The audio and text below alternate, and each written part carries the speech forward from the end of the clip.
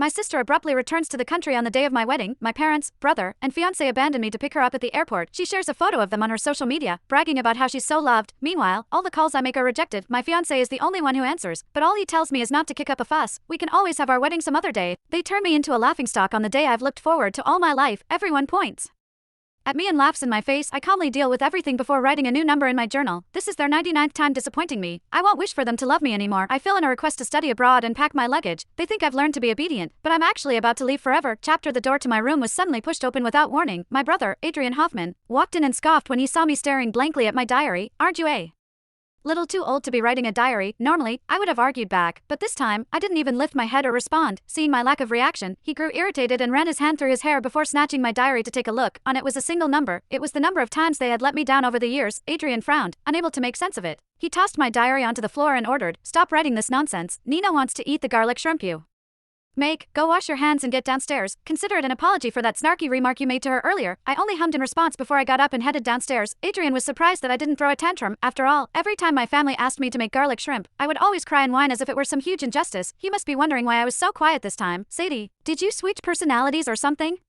Or are you planning something sneaky like putting something in the food?" Adrian eyed me suspiciously, trying to see through me. He finally noticed my slightly red-rimmed eyes and stiffened, shutting his mouth. After a long while, he spoke again. "Nina was abroad for a year. She's been on her own for so long, and this is her first time back. We were eager to see her. You should be more understanding. It was just a wedding. We can just push it to a later date, can't we?" I remained silent as I took the shrimp out of the fridge and began to clean them. Right, it was just a wedding. In their eyes, nothing was more important than welcoming my sister, Nina Hoffman, back home. Not even the wedding I had been looking forward to for so long. It had taken me a lot of convincing to secure a high-end designer wedding gown. I had also spent more than 6 months meticulously planning the decorations with my wedding planner. They had seen all of my efforts, and yet, the people closest to me had turned me into a complete joke. My entire family had been absent at my wedding, and even the groom, Brendan Keller, had never shown up. While Nina was flaunting on social media about how many people had come to welcome her home, I had faced the guests' ridicule and dealt with the aftermath alone. Even the hotel staff had felt sorry for me when they had seen how pale I looked. They had urged me to return home to rest, but the first thing my family had done when they got home was make me their cook. I smiled wryly, thinking of my aging parents. I had originally planned to turn down my professor's offer to study abroad, especially since Nina had also been abroad. Adrian was busy with work, and I had plans to get married. But now, I knew leaving was the only right decision. Unfortunately, even though I had submitted my application, I still had to wait 2 more weeks before I could leave. I pushed Adrian away. "Move, please, you're in the way."